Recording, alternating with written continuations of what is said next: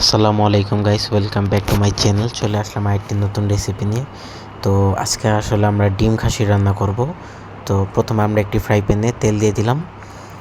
তেলটা গরম হয়ে যাওয়ার পর এখানে আমরা কিছু শুকনো মরিচ দিয়ে দিয়েছি। এটাকে আমরা কিছুক্ষণ ভালোভাবে ভেজে নেব।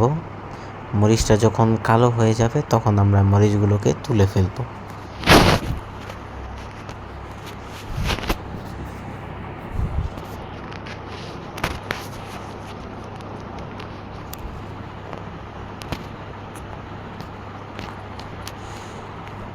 এখানে আমরা 4টা ডিম নিয়ে নিয়েছি,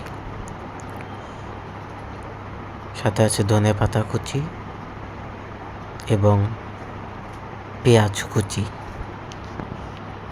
তো এখানে আমরা একটি বাটিতে ধনেপাতা কুচি, শুকনো কাঁচামরিচ ভাজা, লবণ এবং পেঁয়াজ নিয়ে এটাকে ভালোভাবে মিশিয়ে নেব।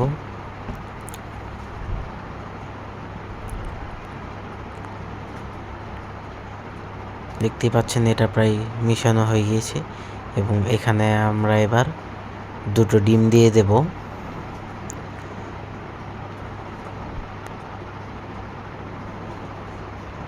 ডিম দেওয়ার পর এবং ডিমটা এটার সাথে ভালোভাবে আমরা মিশিয়ে নেব।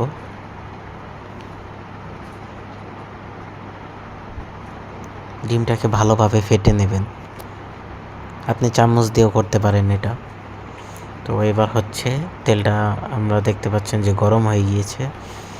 এবার এখানে আমরা ডিমটা ঢেলে দেব।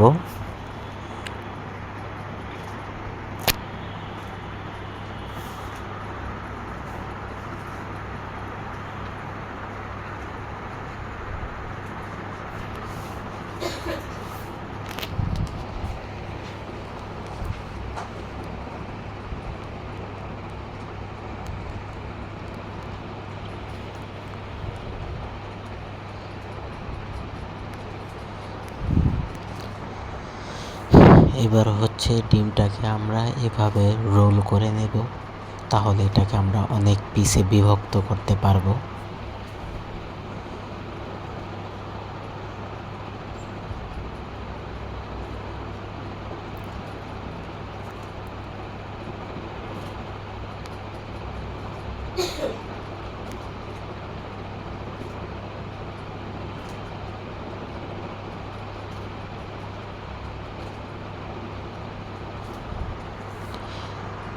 এবার এটাকে আমরা পিস করে নেব। এখানে আমরা এটাকে 3 পিস করেছি, আপনি চাইলে আরও বেশি পিস করতে পারেন।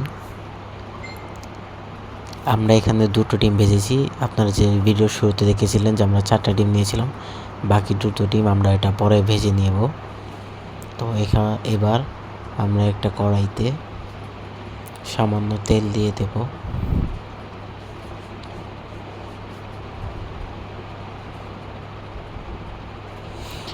এবার এখানে আমরা আলু কেটে রেখে দিয়েছিলাম, সেগুলো ভাজার জন্য তেলে দিয়ে দেব।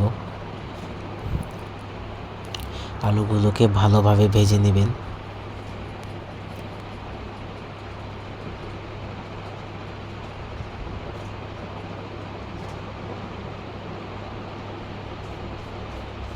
দেখতেই পাচ্ছেন আলুগুলো ভাজা হয়ে গেছে। এগুলোকে এবার আমরা তুলে ফেলছি।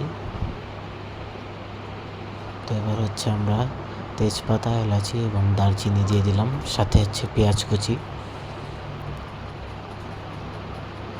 মশলা। এবার এটাকে আমরা ভালোভাবে নেড়ে নেব।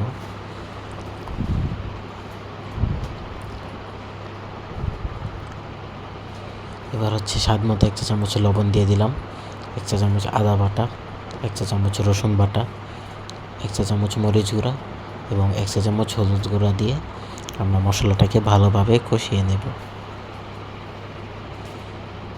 এভাবে 5 মিনিট এটাকে ভালোভাবে নেড়ে নেবেন। এবার হালকা একটু পানি অ্যাড করে দিলাম।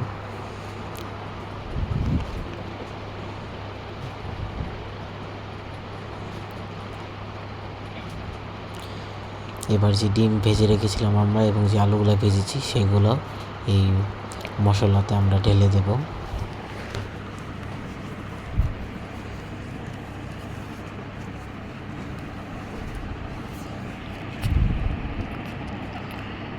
এবার আধা কাপ পানি আমরা এখানে ঢেলে দিলাম।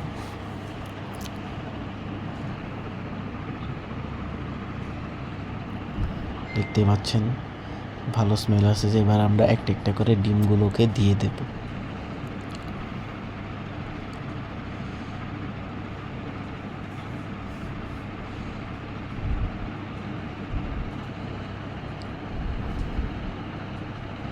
এবং এটাকে আমরা 10 থেকে 15 মিনিটের জন্য কষিয়ে নেব।